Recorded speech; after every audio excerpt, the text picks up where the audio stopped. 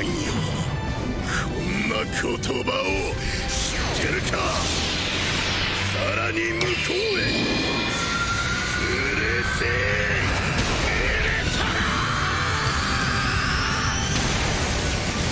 Oula, les députés de la NUPES qui montrent des petits panneaux. Sur le fondement de l'article 49, alinéa 3 de la Constitution.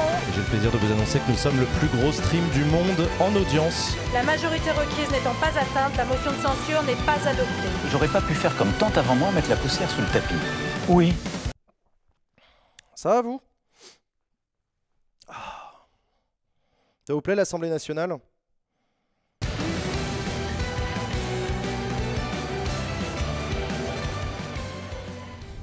Qu'est-ce qu'il y a, le chat? Conseil des ministres convoqué, 49.3 annoncé. OMG! Ça y est, on a la réponse à la question. Bonjour à tous. Voilà. La séance est ouverte. Let's go! Et elle est également immédiatement suspendue puisque pour le moment, le gouvernement n'est pas représenté au banc, donc je suspends la séance.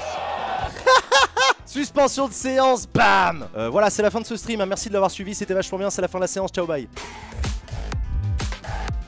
Elle est toujours aussi nulle cette blague, hein. C'était un speedrun évidemment, merci pour vos dons à Médecins du Monde, hein. Merci beaucoup Speedon, tout ça. La parole est à Madame la Première ministre. Je n'ai pas envie, Elle est toujours aussi nulle cette blague, hein. avec le ministre du Travail, Olivier Dussopt, une concertation dense avec les organisations syndicales. La place d'Elisabeth Borne pour la suite, moi je point d'interrogation. Et Elle a dit elle-même qu'elle assumait d'être infusible. Bon, de toute façon, elle l'aurait pas dit, ça aurait été pareil. Non, mais c'est quand même. Et en fait, on se rend compte que les choses, enfin que les équilibres changent pas beaucoup par rapport à l'état de l'Assemblée nationale actuelle. Ça veut dire qu'il y a un monde dans lequel on dissout et on a exactement la même assemblée. Ouais. Pardon. Moi, j'avais une question. On a la même veste. J'ai la même veste que Manas, je suis contente. Chers amis, nous allons reprendre cette émission sans plus tarder puisque nous avons le plaisir d'être au téléphone avec le député Charles de Courson. Charles de Courson qui n'est pas encore là. On va l'avoir dans quelques minutes. Charles de Courson, député de la Marne. Alors c'était un teasing incroyable parce que figurez-vous qu'avant Charles de Courson, on va retrouver une chronique absolument incroyable. C'est parti pour la vie d'Adèle. Bonsoir Charles de Courson. Putain, passer avant ou après Charles de Courson, le rêve d'une vie.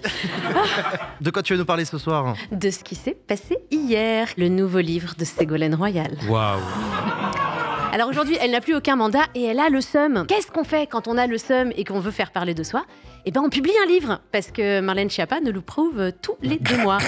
Refuser la cruauté du monde, le temps d'aimer est venu. Alors en gros, elle nous liste toutes les vertus de l'amour et nous explique que si on les mettait en œuvre en politique, bon, la vie, ça serait quand même vachement plus sympa. Alors attendez, c'est quand même un message courageux, les amis, parce que c'est risqué d'enfoncer de si grandes baies vitrées ouvertes.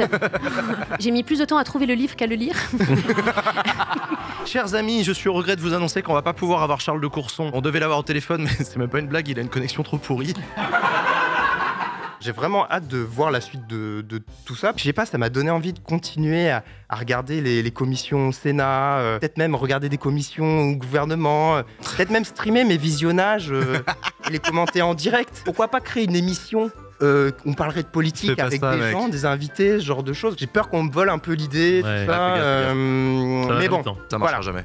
Charles de Courson, du coup, faut que je vous raconte. Charles de Courson, du coup, dans l'oreillette, mon coproducteur qui me dit on a Charles de Courson dans 5 minutes par téléphone. Là, il est entre BFM TV et France 2, mais t'inquiète. 5 minutes plus tard, dans l'oreillette, ils me disent alors en fait, Charles de Courson, il a une trop mauvaise connexion, c'est mort. Et après l'émission, j'ai appris en fait, Charles de Courson, c'est pas qu'il avait pas de réseau, c'est que Charles de Courson, sachez-le, n'a pas de smartphone. Je suis vieux. Sauf que nous, on peut pas prendre des appels, on a que des applications. Du coup, il fallait que Charles de Courson mette la main sur un téléphone et que sur ce smartphone, on se démerde pour faire un appel. Du coup, c'est passé par le chauffeur de Charles de Courson, qui apparemment, de ce que j'ai compris, était pas beaucoup plus doué que Charles de Courson avec un téléphone. Mon équipe, ils étaient au téléphone avec le chauffeur pour lui dire qu'il fallait cliquer avec son doigt pour installer l'application. Bref, si au bout de 10 minutes, ils ont fait non mais laissez tomber. Alors que pendant ce temps-là, Olivier Faure, il était dans son bureau à l'Assemblée. Du coup, il nous a fait une visio depuis son bureau. Vous avez vu que dans le décor de son bureau, il y avait une Marianne dessinée par Cabu avec les seins nus. Du coup, on s'est dit merde, on va se faire strike. Olivier Faure, qu'est-ce que t'es en train de faire? Visiblement, les robots de Twitch n'ont pas reconnu les nibards de Marianne. En même temps, c'est un tableau de Delacroix. Est-ce qu'on va bannir Delacroix? Est-ce qu'on en est là? Coco, Yob, aidez-nous. Bonjour, je viens d'arriver, j'ai raté quoi? Ça, il faut reprendre où? C'est que Macron a été élu en 2017. Après, il s'est passé 2-3 péripéties, une sombre histoire de pangolin, du jaune fluo sur des ronds-points. Enfin, je te fait la version courte, hein, mais bref, il y a eu un 49.3 hier. Spoiler. Ah merde, pardon, t'avais raté des épisodes, tu voulais regarder tranquille la série. Madame la Première ministre, mon cher collègue. nous avons Merci proposé de une conclure. porte. Aujourd'hui, nous avons besoin de retrouver le chemin de l'écoute. Merci. Merci de bien vouloir quitter la tribune, mon cher collègue. Il est en train de vivre le plus grand moment de sa carrière. Oh vos gueules! Je suis même convaincu que sur beaucoup de sujets, la bonne méthode est de transcrire dans la loi les accords trouvés avec les partenaires sociaux. Eh mais le problème c'est que tu peux pas te prévaloir du dialogue social quand ceux avec qui tu dialogues, c'est-à-dire les organisations syndicales, disent que tu fais pas de dialogue social. En fait c'est ça le problème, c'est que le dialogue c'est à deux quoi. C'est comme l'amour finalement. Mesdames et Il y a du monde d'habitude ou c'est toujours comme ça? Non, il y a toujours 70 000 viewers en moyenne sur ma chaîne. C'est un lundi assez classique là. C'est la première fois que tu viens? On n'a pas les résultats à 45, faut que ça dépouille. Excusez-moi, c'est Marie-Charlotte Garin, la députée qui... écoute mon stream, c'est le vote qui se finit dans 8 minutes et ensuite il y a le dépouillement. Essayez de speedrun le dépouillement s'il vous plaît. Les députés, on n'a pas que ça à branler nous. Hein. Il y en a, il y a la soirée du lundi qui va commencer, il y en a qui doivent finir la bêta fermée de Diablo 4. On fait un hommage à Speedon, on speedrun le dépouillement. Allez. C'est la même chose pour le cathéter de thromboaspiration dont vous parlez, qui permet, en montant par voie artérielle, soit de faire une artériographie cérébrale, soit d'aspirer le caillot responsable. Je sais pas comment vous faites vous pour aspirer les caillots sanguins dans les artères, mais effectivement, il y a d'autres techniques, c'est vrai. Vous parlez de maltraitance, je veux bien que ces temps-ci, le langage soit fleuri, mais il dépasse les bornes. Le budget du ministère de l'Éducation nationale augmente de 6,5%.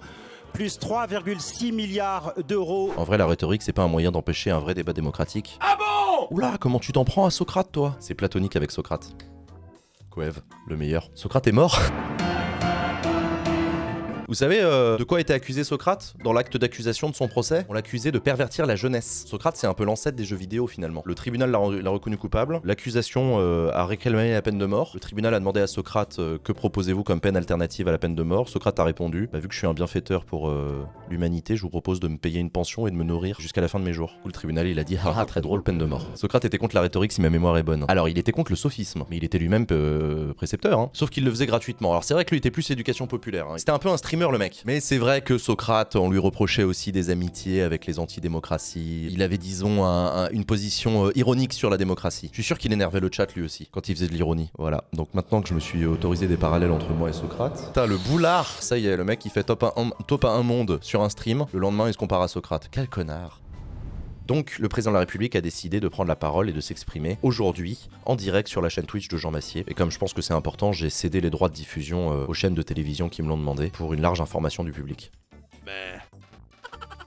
Le choix du 13h pour parler est un peu particulier aussi. Il y a eu des communicants de l'Elysée qui ont expliqué que c'était une manière de s'adresser à la France qui travaille en province. Une lecture très parisienne de la province et des travailleurs. Il a dit pour les mamans. Oui, j'ai vu, ouais, pour les mamans. Les mamans, elles font la tambouille à la maison toute la journée, elles attendent que le mari revienne de l'usine.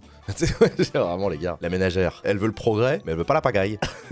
Est-ce que vous pensez que j'aurais pas pu faire comme tant avant moi, mettre la poussière sous le tapis? Oui. Oui, vas-y, oui. Oui. Alors ces contestations, d'abord, je veux ici rappeler qu'à chaque réforme des retraites, nous les avons. Et parfois en nombre bien supérieur. Oui. C'est un défi? Oui. Quelle situation serions-nous? On a trouvé des réponses. On a enlevé, comme vous le savez, des cotisations sociales, léger les impôts sur les heures supplémentaires. Même que ça a créé un déficit sur les retraites, mais enfin c'est un autre sujet. Cette société du plein emploi. Et on est en train de la réussir collectivement. On est passé de 9% de chômage à 7% aujourd'hui. Les plus de 50 ans dont on parle ces dernières semaines, ils sont à 5% de taux de chômage. Vraiment, c'est juste pour toi que je me suis infligé ça. C'est gentil, ça me fait plaisir.